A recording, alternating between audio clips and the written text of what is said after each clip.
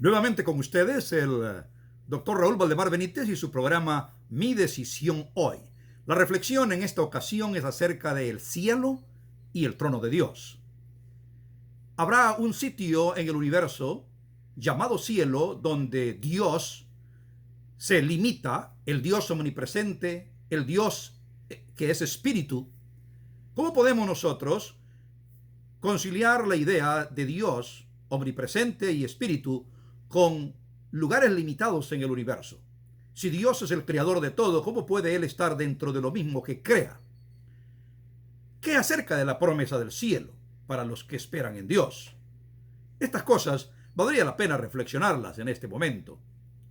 En la Biblia se menciona bastante el tema del cielo. Es más, en la época bíblica, tanto del Antiguo como del Nuevo Testamento, se creía que el concepto de cielo se divide en tres partes. Uno, que cielo es la atmósfera, eso que nosotros podemos ver fácilmente. El segundo concepto es que el cielo es el espacio sideral, donde están todas las estrellas. Pero existía el tercer cielo, y el concepto del tercer cielo tenía que ver con la presencia misma de Dios, donde sus ángeles, sus servidores, y el trono de Dios estaba allí como una corte parecida a la percepción que se tenía de las cortes terrenales, nada más que allí era el soberano, el creador de todo. Es más, el apóstol San Pablo, en la segunda epístola que escribiese a los Corintios, en el capítulo 12, refiriéndose a sus visiones y a las revelaciones que él recibía, dice que le parecía haber sido transportado al tercer cielo.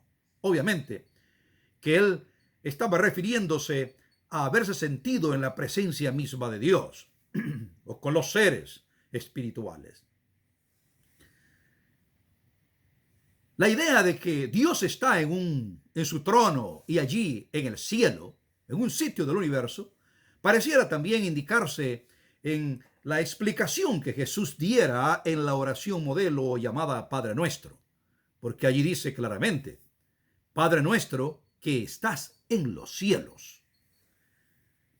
Es obvio de que la idea de que los cielos contienen el trono de Dios estaba implícita en muchos aspectos del Antiguo, especialmente en el Nuevo Testamento.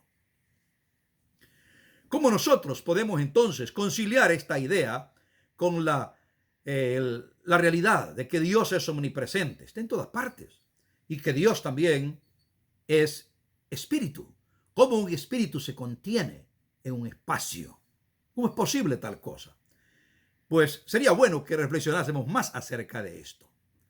San Pablo, en su disertación en el Areópago, ahí en Grecia, según lo dice Lucas en el capítulo 17 de su libro de Hechos, él mencionó que el Dios, el Señor, el Creador del cielo y de la tierra, no puede habitar en templos hechos por manos humanas, lógicamente. Pero el escritor del libro segundo de Crónicas, en el capítulo 6, va más allá.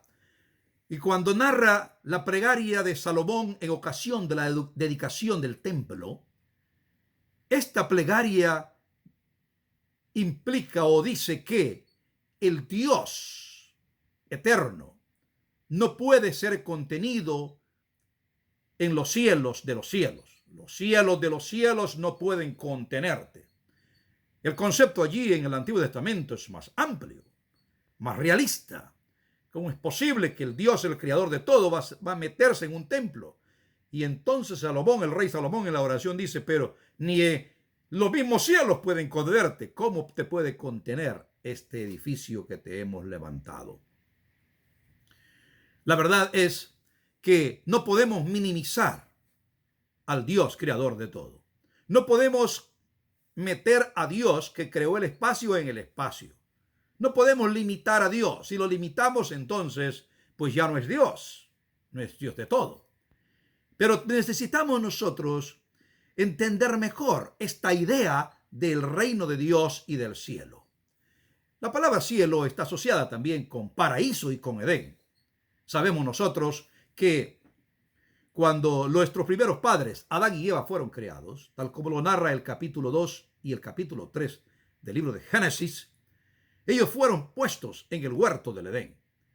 Y en este huerto Dios venía a ellos y se encontraba con ellos. Y cuando hablamos del huerto, también pareciera que es un lugar geográfico en la tierra, en este mundo. Sin embargo, el profeta Ezequiel en el capítulo 28 menciona que Lucifer, el gran ángel que después se convirtiera por su rebeldía en Satanás, fue creado en el Edén. Todos sabemos de que no fue creado en la tierra, fue creado en el Edén. Entonces el Edén pareciese que no es exactamente un lugar, un sitio en la tierra, ni siquiera un sitio en el universo, sino que pareciese que es una condición de relación con Dios, estar en la presencia misma de Dios, surgir de Dios, permanecer en Dios, estar con Él. Adán y Eva fueron echados del Edén, pero realmente fueron echados de la presencia de Dios, porque sabemos nosotros que el hombre podía caminar por todos los lugares en la tierra. Pero ¿puede el hombre vivir siendo pecador, estando en la presencia de Dios? Pues la Biblia dice que no, y es lo más natural, porque se ha rebelado contra Dios. Entonces la palabra Edén, paraíso, cielo, tiene una connotación de la presencia misma de Dios. No es dónde, sino cómo. En otras palabras, es una situación de relación, no de relación con, no de estar en una posición específica en un lugar del universo. El Dios del cielo, el Dios del universo, el Creador, que es espíritu, es omnipresente, puede estar en todas partes, como dice la Escritura. Pero luego viene la pregunta que nos hacemos, en verdad. ¿Qué acerca de esa promesa del cielo para los redimidos? Que iremos al cielo. Bueno, recordemos nosotros que la enseñanza de Jesús acerca del reino de Dios no es necesariamente de que tú y yo nos vamos al reino de Dios y somos redimidos. Oiga lo que dijo Jesús en la oración modelo, el Padre Nuestro.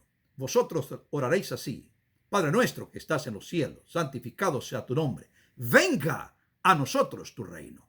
No dijo que yo vaya a tu reino, sino que tu reino venga a nosotros, venga a mí. Eso lo encontramos en San Mateo capítulo 6. Y en San Mateo capítulo 12, verso 28, Jesús dice que si Él, por el Espíritu de Dios, echa fuera los demonios de la persona, ciertamente para la persona ha llegado el reino de Dios. Esto es sumamente interesante. Pareciese invertirse el orden de las ideas. No es que yo vaya al reino, sino que el reino viene a mí. Es más, la predicación del Evangelio, según San Marcos, implicaba que Jesús proclamaba que el reino había llegado, porque Él había venido. Y San Lucas, en el capítulo 17, en una narrativa en la que aparecen los fariseos hablando acerca del reino de Dios, Jesús les dice que el reino de Dios entre ellos está, para referirse a Él mismo. Todavía hay alguna discusión si se refería a Jesús a que el reino de Dios estaría en el corazón de la persona o en medio de las personas, como su presencia era en medio de todos ellos. Como fuere, el reino de Dios, allí, según la enseñanza del Nuevo Testamento, es realmente la presencia misma de Dios. Quiere decir que no es que vamos al reino, pero el reino viene a nosotros.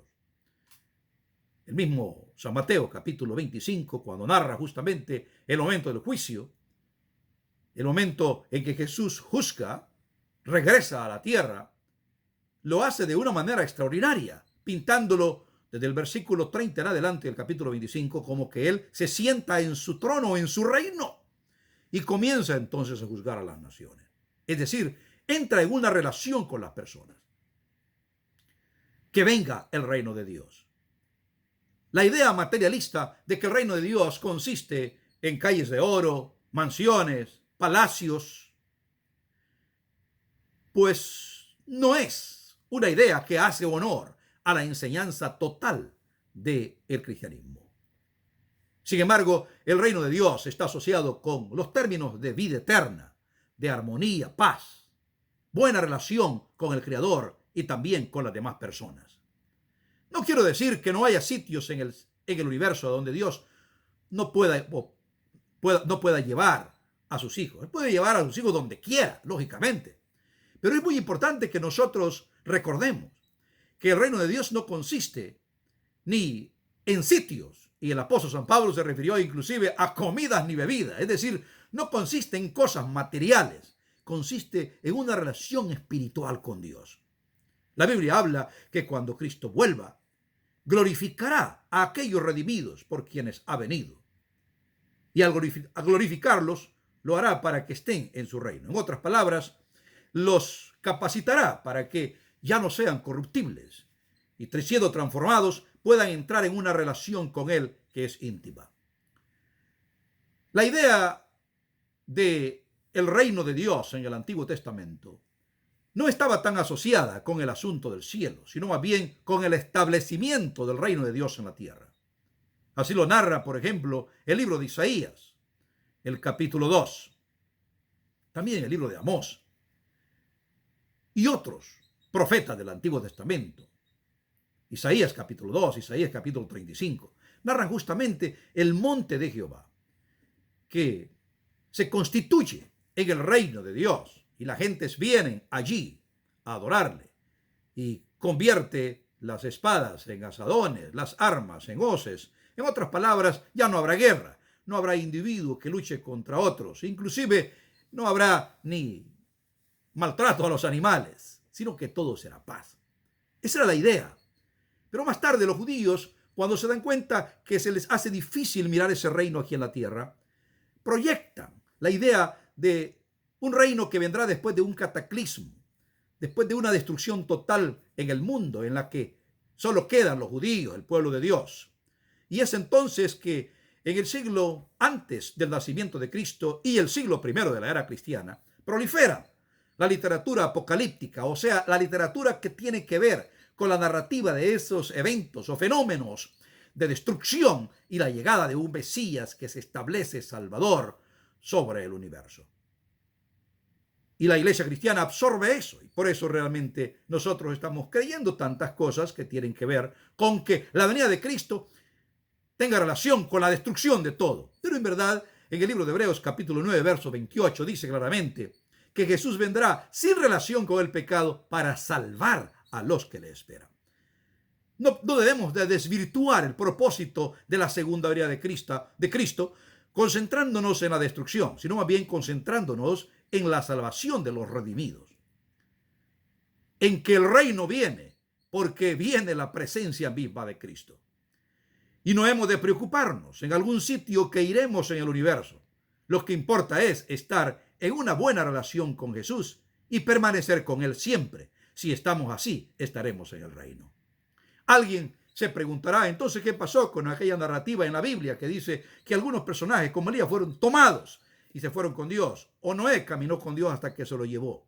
Bueno, no podemos entrar en polémicas en cuanto a eso, porque Dios puede hacer con los seres humanos lo que Él estime conveniente. Hay otras dimensiones que desconocemos de Dios y cómo actúa. Lo que hacemos en esta reflexión es asociar las ideas que aparecen en la Biblia con la realidad misma de nuestra fe, para ser objetivos y no estar esperando gozar del cristianismo y de las bondades y las promesas del cristianismo siempre en un futuro, siempre en un futuro. Vale la pena que comencemos a gozarlas ya. En otras palabras, aunque fue un materialista que dijera que basta ya de promesas sobre el cielo y hay que gozar el cielo aquí en la tierra, es una verdad. No es que basta de promesas, son lindas las promesas, pero hemos de aprender a gozar nuestra comunión con Dios y la comunión con los demás aquí en la tierra como parte de ese reino de los cielos. Que podamos nosotros hoy y siempre decir, venga a nosotros tu reino, conscientes que si tenemos a Jesús, el reino de los cielos, en nosotros y entre nosotros está. Bendiciones y pronto vendré con otra reflexión.